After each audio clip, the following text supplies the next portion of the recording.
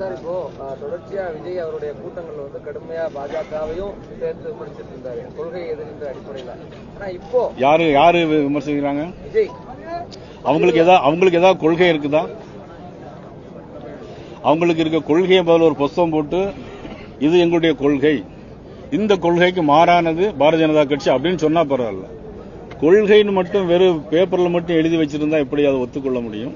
Sir இப்போ உங்களை பத்தி கடுமை விமர்சித்தார் விஜய்.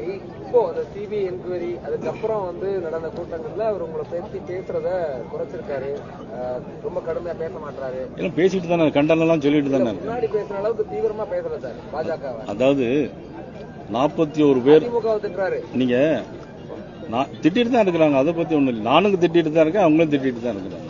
41 பேர் இறந்து போனாங்க. அதற்கு தமிழக அரசும் காரணம், மதிப்புக்குரிய விஜயும் காரணம். 12 மணிக்கு வரேன்னு சொல்லிட்டு 7 மணிக்கு வர்றாங்க.